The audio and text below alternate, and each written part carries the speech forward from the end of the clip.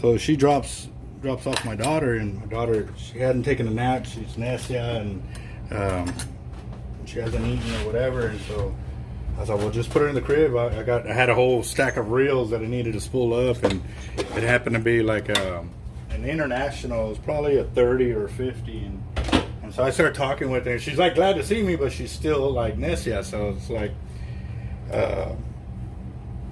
they're like, well, what do I do? I was like, we set up the crib there, and I got the spooling machine like this, and she's like right there, and so I'm trying to talk to her, and stuff like that. And I told the customer, I'm sorry. He goes, hey, bro. He's all, being a dad's different, bro. He's like, you handle that. And I was like, all right. So I got her to kind of calm down, but as soon as I walked back over here, she'd start crying again and this and that. And I was like, well, I just got to push through it. You know what I mean? Because the longer I take dealing with her, the longer it's going to take to get him out of there, and then he's really going to piss. So I just turned the handle and went click, click, click, click, click, click, and shoot.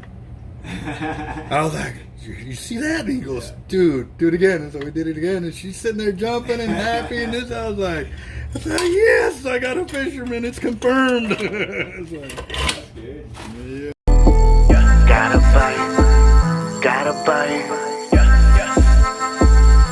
I think I got a lot of stress on my mind. It's a nice day to go. Yeah, I gotta learn. I'ma call the whole team.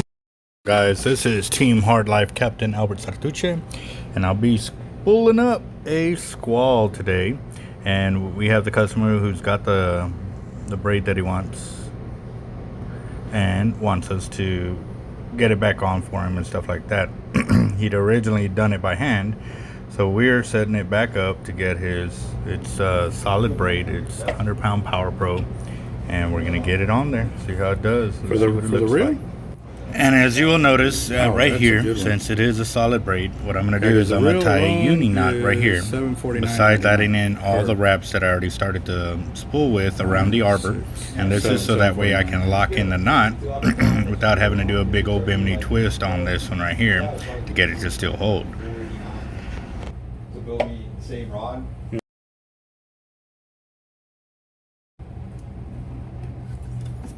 See, so now it's locked into the spool like.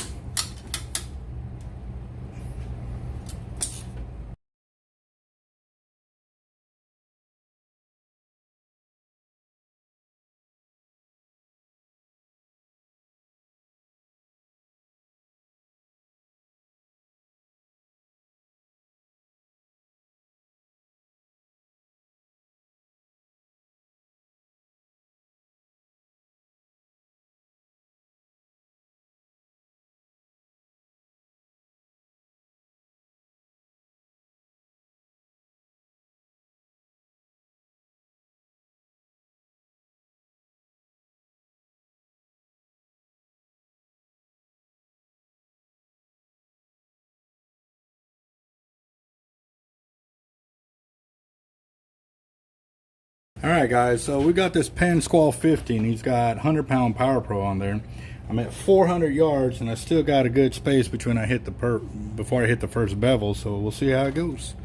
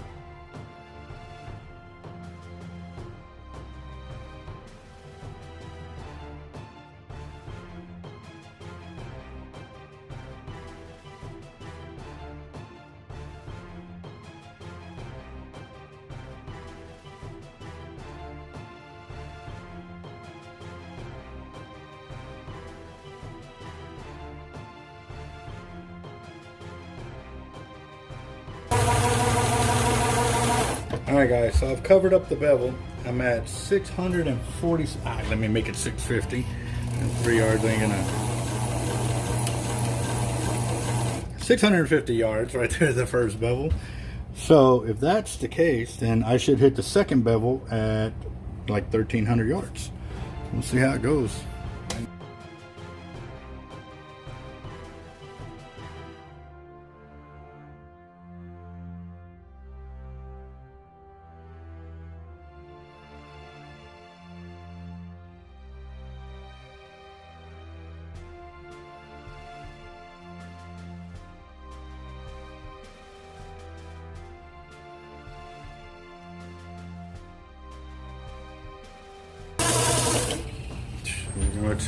How much coloring there is here. Go out there. It's not supposed to be doing That's a real. that. I'm trying to figure that out right now. That is the real. Yeah.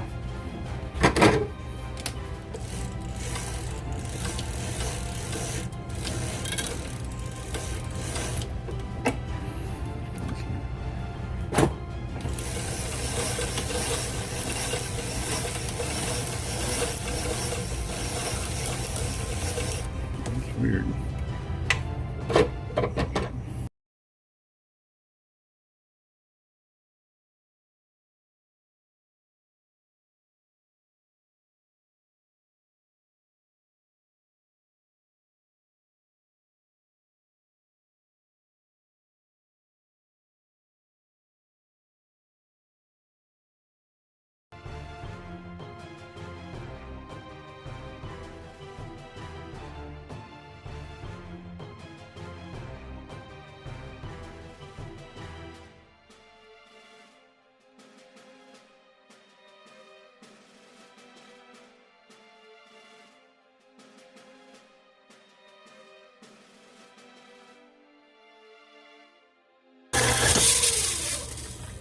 All right. Well, 1,335 yards. Are you in?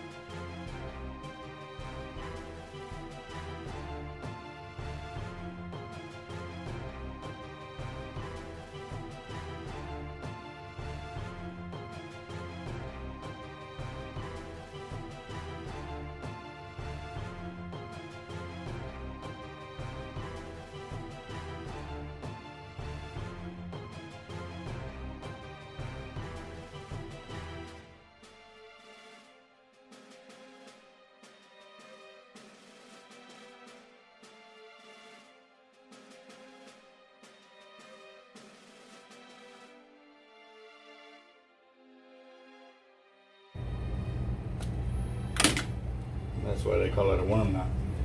It looks like a little bitty worm. Yeah. And that's the bimini. Gotta Yeah. learn how to do that. So I made it two strands go to your braid right there, so it increases your braid abrasion resistance, basically. So if it is sitting in the sand, it shouldn't be a cut off right there. Also, since he is wanting a top shot of mono on this reel, what I'm going to do too is I'm going to set it up with a bimini twist for the braid side, and then I'm going to tie it with a worm knot to the mono side. And this is stuff that I've already done other videos with to show you how I tie those.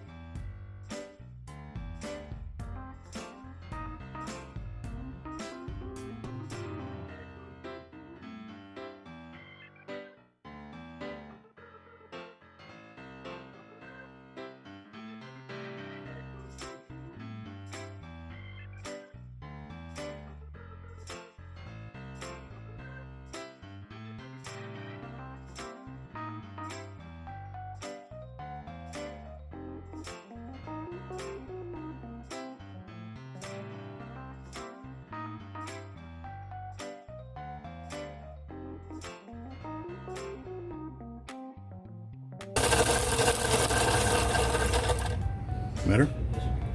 Alright.